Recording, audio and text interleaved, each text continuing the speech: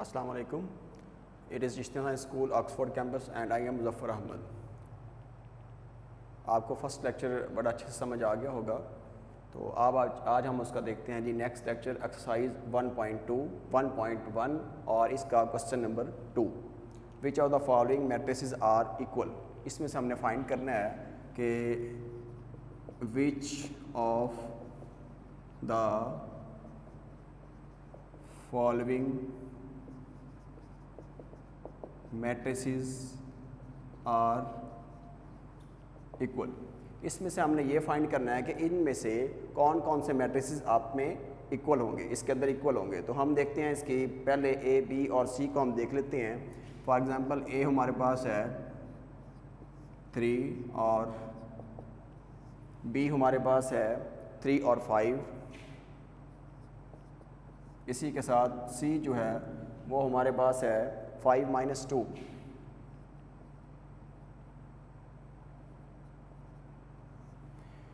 Equal matrices की definition में हमने पढ़ा था, दो चीज़ें डिपेंड कर रही थी। एक आपके पास उसका ऑर्डर आपने फर्स्ट ऑफ ऑल फाइंड करना था, और सेकंड चीज़ थी कॉरिस्पॉन्डिंग इंट्रीज, वो दोनों की सेम होनी चाहिए थी। तो पहले का हम ऑर्डर फाइंड करते हैं। अगर हम order of matrix A find करें, ऑर्डर ऑफ मैट्रिक्स ए, तो वो आपके पास क्या आएगा जी। इसके अंदर एक रो है और एक ही कॉलम है, तो हम क्या लिखेंगे, यानी कि m/n, तो 1/1। एक ही इसके अंदर रो है और एक ही क्या है जी, कॉलम है। अगर हम order of matrix B find करें, ऑर्डर ऑफ मैट्रिक्स बी अगर हम वो फाइंड करें, तो इसके अंदर देखें हमारे पास कितनी रोज है। नहीं, हमारे पास एक रो है और इसके अंदर कितने कॉलम हैं, 2 कॉलम है जी। तो इसको हम किस तरह लिखेंगे, यानी कि m/n 1 क्या आएगा, 2। अब हम आते हैं सी के ऊपर। तो सी को हम सबसे पहले सॉल्व कर लेते हैं। तो 5 में से 2 अगर हम माइनस करें तो आंसर हमारे पास आएगा 3। तो 3 का ऑर्डर जब हम फाइंड करेंगे तो हमारे पास एक ही रो है और एक ही कॉलम है। तो order of matrix C, order of matrix C, तो अगर इसका लिखें m/n, स्मॉल m जो है वो रोज़ को डिनोट करता है और स्मॉल n जो है वो कॉलम को डिनोट करता है। तो अब हमारे पास इसमें क्या आएगा, 1/1। By definition of equal matrices, order of matrices are same. तो हम देखते हैं कि इसके अंदर किस किस मैट्रिक्स का ऑर्डर सेम आ रहा है। तो इसमें देखें हमारे पास जो ऑर्डर ऑफ मैट्रिक्स ए है उसका ऑर्डर क्या आ रहा है, 1/1। और उसके बाद जो हमारे पास ऑर्डर ऑफ मैट्रिक्स सी है उसका ऑर्डर क्या आ रहा है, 1/1। और जो हमारे पास ऑर्डर ऑफ मैट्रिक्स बी है वो हमारे पास आ रहा है 1/2। तो इसका मतलब ये हुआ कि जो ऑर्डर ऑफ ए है वो किसके इक्वल है, ऑर्डर ऑफ सी के। यानी कि ए और सी जो मैट्रिक्स हैं इनका ऑर्डर आपस में सेम है। अब हम देखेंगे क्या इसके इंट्रीज यानी कि कॉरिस्पॉन्डिंग इंट्रीज भी सेम है। तो यहाँ पर ए के साथ कॉरिस्पॉन्डिंग, यहाँ पर ए का मैट्रिक्स जो है वो 3 है और सी का भी क्या है, 3 है। तो इट मीन्स दैट इसके कॉरिस्पॉन्डिंग इंट्रीज भी क्या है, सेम है। तो हम लिख सकते हैं एक इसके इक्वल है जी, सी के इक्वल है। एक इसके इक्वल है, सी के इक्वल है, according to definition of equal matrices. Next question number 3, 1.1 का, find the value of A, B, C and D. हमने ए, बी, सी और डी की वैल्यू फाइंड करनी है। ये 2 मैट्रिसेस आपके पास गिवन है bye definition of equal matrices. जो आपके पास फर्स्ट एंट्री है वो किसके इक्वल होगी, सेकंड के फर्स्ट एंट्री के। सेकंड जो आपके पास एंट्री है वो सेकंड एंट्री के इक्वल होगी। और आपके पास जो थर्ड एंट्री है वो आपके पास थर्ड एंट्री के इक्वल होगी। और जो आपके पास फोर्थ है वो किसके इक्वल होगी, फोर्थ के। हम लिखेंगे by definition of equal matrices, by definition of equal matrices, a plus C 0 के इक्वल है, इसको हम बोलेंगे फर्स्ट इक्वेशन। और a प्लस 2 भी आपके पास -7 के इक्वल है, इसको हम बोलेंगे सेकेंड इक्वेशन। c -1 आपके पास 3 के इक्वल है, इसको हम बोलेंगे थर्ड इक्वेशन। इसी तरह 4d -6 आपके पास 2d के इक्वल है, इसको हम बोलेंगे फोर्थ इक्वेशन। ये हमारे पास 3 इक्वेशंस हमने बना ली हैं। हमने यहाँ से ए, बी, सी और डी की वैल्यू फाइंड करना है। तो सबसे पहले देखें कि हमारे पास यहाँ पर भी ए भी अननोन है और सी भी अननोन है, तो यानी कि ये इसके ज़रिए से हम वैल्यू ए और सी की नहीं फाइंड कर सकते।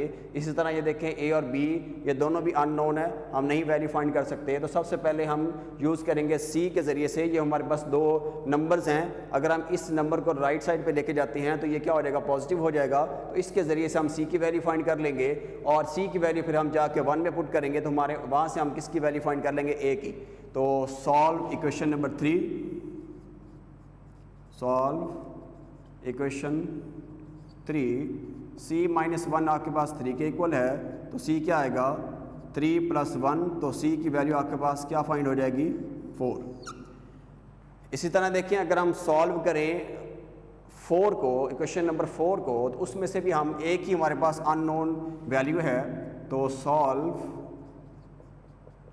इक्वेशन 4, तो क्या लिखेंगे 4d - 6 किसके इक्वल है 2d के। अब हम जो हमारे पास d है इसको हम लेफ्ट साइड पे लेके आते हैं और जो हमारे पास 6 है इसको हम राइट साइड पे लेके चले जाएंगे। जब 6 को राइट साइड पे लेके जाएंगे तो ये पॉजिटिव हो जाएगा और जब 2d को लेफ्ट साइड पे लेके आएंगे तो ये नेगेटिव हो जाएगा। तो ये हमारे पास क्या लिखा जाएगा 4d - 2d, ये आपके पास क्या आ जाएगा 6 के। अब देखें ये d तो दोनों में क्या आ गया, सेम आ गया। 4 में से 2 अगर माइनस करें तो हमारे पास आंसर आएगा 2d, किसके इक्वल है 6 के, और 6 के साथ 2 को डिवाइड कर दें तो d की वैल्यू हमारे पास क्या फाइंड हो जाएगी 3 फाइंड हो जाएगी। अब हम दो चीज़ें फाइंड कर चुके हैं जी, एक हम c फाइंड कर चुके हैं और दूसरा हम d फाइंड कर चुके हैं। नेक्स्ट हम फाइंड करते हैं जी, हमारे पास a फाइंड करने वाला रह गया और उसके बाद b फाइंड करने वाला रह गया। तो हम c की वैल्यू जो है वो इक्वेशन नंबर 1 में पुट करते हैं। Putting the value of c in first equation,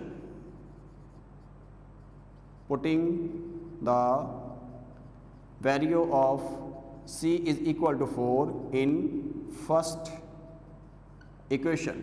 तो फर्स्ट इक्वेशन हमारे पास है a + c is equal to 0। अब c की जगह पे हम क्या पुट करेंगे 4 पुट करेंगे। तो a + 4 is equal to 0, जब 4 को दूसरी साइड पे लेके जाएंगे तो वो माइनस में हो जाएगा।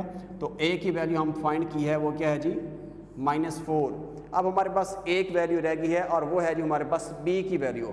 जब हम वैल्यू जो है a की पुट करेंगे सेकंड इक्वेशन के अंदर तो हम वहाँ से क्या फाइंड कर सकते हैं, b की वैल्यू फाइंड कर सकते हैं। Putting the value of a in equation number second,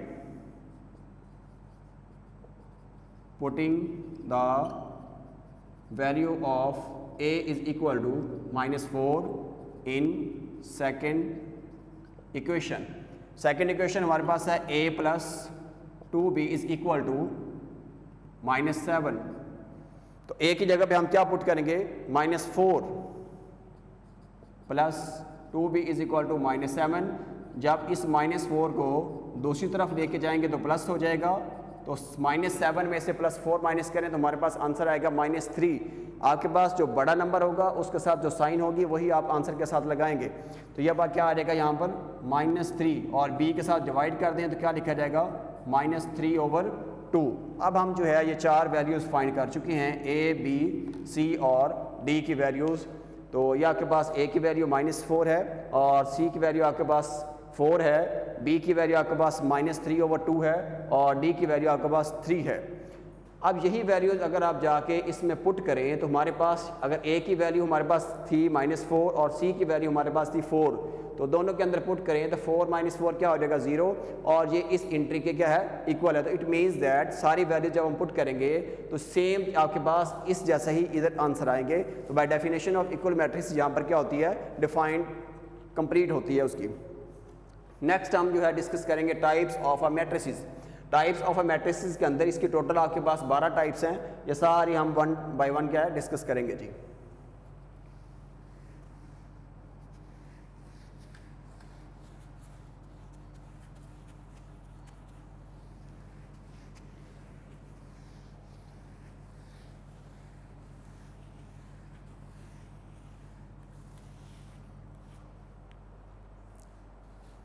पहले हमारे पास टाइप इसकी आती है types of a matrices. Types of matrices, मैंने इसकी सारी टाइप्स यहाँ पर राइट की हुई हैं। तो सबसे पहले रॉ मैट्रिक्स आता है, उसके बाद कॉलम और फिर रेक्टेंगुलर, फिर उसके बाद स्क्वायर और उसके बाद नल मैट्रिक्स, ज़ीरो मैट्रिक्स, और उसके बाद negative matrix, symmetric matrix, skew symmetric, diagonal, scalar और लास्ट में क्या आता है जी आइडेंटिटी मैट्रिक्स। तो सबसे पहले हम देखते हैं जी रॉ मैट्रिक्स।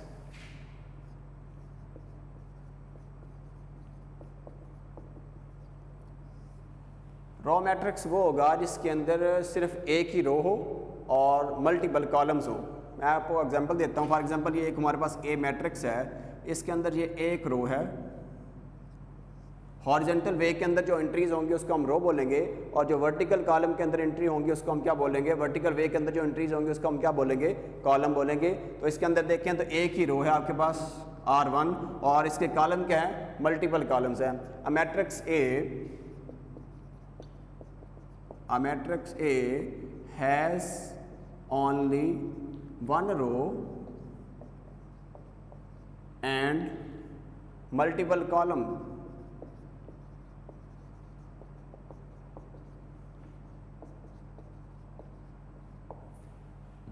एक और इसकी एग्जांपल ले लेते हैं। फॉर एग्जांपल यहाँ पर हम B को सपोज कर लेते हैं, या हमारे पास 1, या हम ले लेते हैं A B C D। इसके अंदर देखिए ये क्या है, एक ही रो है आपके पास, और कितने कॉलम है इसके पास, 4 कॉलम्स है।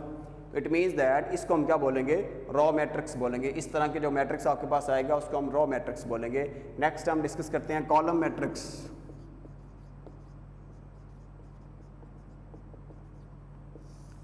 कॉलम मैट्रिक्स के अंदर क्या होगा, सेम यही डेफिनेशन होगी, थोड़ी सी चेंज होगी। A matrix has only one column and multiple rows. क्या लिखेंगे, a matrix has one column and multiple rows. अब इसके हम एग्जांपल लेते हैं। फॉर एग्जांपल ए हमारे पास कोई एक मैट्रिक्स है, तो इसको हम लिखते हैं जी, ये आपके पास क्या आएगा 1 2 3। इसके अंदर देखें क्या है आपके पास, एक आपके पास कॉलम है और मल्टीपल क्या है, रोज है।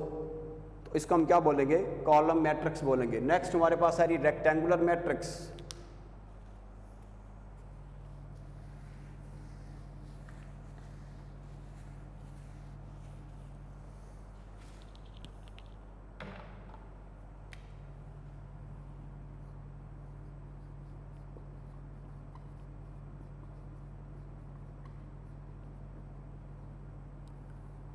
रेक्टेंगुलर मैट्रिक्स वो मैट्रिक्स होता है जिसके अंदर number of rows is not equal to number of columns. इसमें रोज और कॉलम की जो आपके पास स्ट्रेंथ होगी वो आपस में बराबर नहीं होगी। फॉर एग्जांपल ये एक हम मैट्रिक्स लेते हैं जी 1 2 3 4 5 और ये आपके पास 6।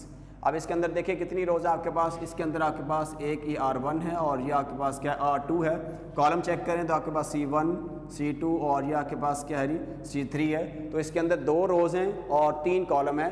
इस तरह के मैट्रिक्स को आप क्या बोलेंगे, रेक्टेंगुलर मैट्रिक्स। जिसके अंदर रोज और कॉलम आपस में बराबर नहीं होंगे उसको हम क्या बोलेंगे, रेक्टेंगुलर मैट्रिक्स। नेक्स्ट आपके पास है स्क्वायर मैट्रिक्स।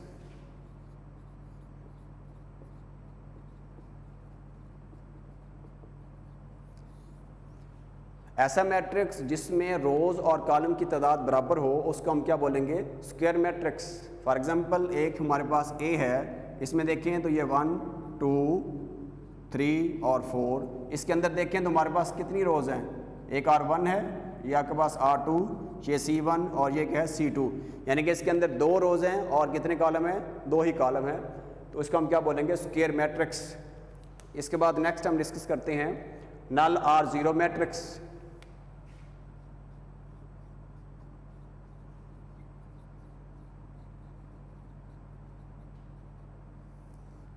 तो नल मैट्रिक्स जैसे ही आपको नाम से ही पता चल रहा है कि जीरो मैट्रिक्स, तो इट मीन्स दैट इसके अंदर जितनी भी एंट्रीज होंगी मैट्रिक्स के अंदर वो सारी की सारी जीरो होंगी। फॉर एग्जांपल ये ए हमारे पास कोई मैट्रिक्स है 0 0 0 और ये 0। इस तरह के मैट्रिक्स को आप क्या बोलेंगे, नल R0 मैट्रिक्स। नेक्स्ट हमारे पास है ट्रांसपोज ऑफ अ मैट्रिक्स।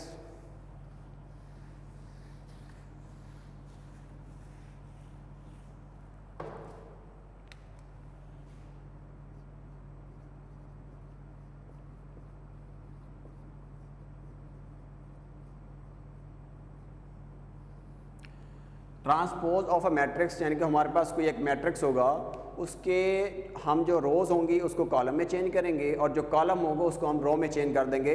इस तरह के मैट्रिक्स को हम क्या बोलेंगे? Transpose of a matrix. A matrix obtained by changing the rows into columns or column into rows of a matrix is called transpose of a matrix. For example, हमारे पास एक matrix A है 1 2 3 4 5 6। अगर हम इसका ट्रांसपोज फाइंड करना चाहें तो क्या करेंगे? टेकिंग ट्रांसपोज बोथ साइड,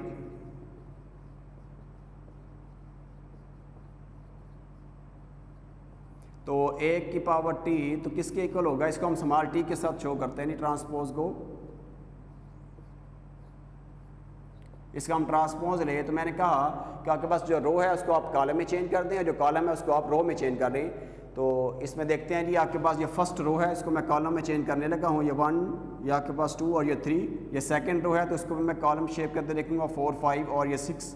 इस तरह के मैट्रिक्स को चेंज करने के अमल को हम कहते हैं transpose of a matrix. A matrix obtained by changing the rows into columns और columns into rows is called transpose of a matrix. Next हमारे पास है नेगेटिव ऑफ अ मैट्रिक्स।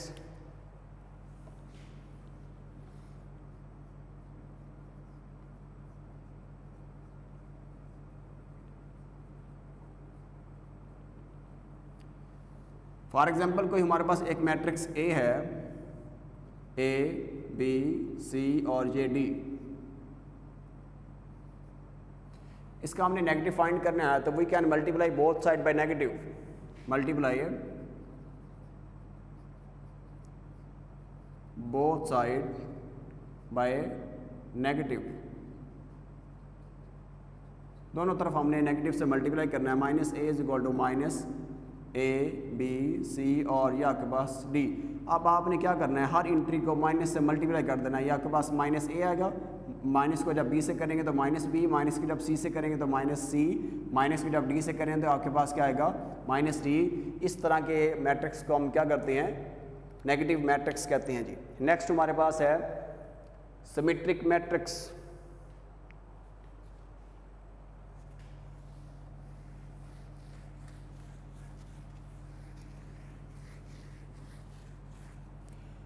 मैं इसको आप लेक्चर दोबारा मैं आपको मुकम्मल जो है वो रिवाइज़ कर देता हूँ।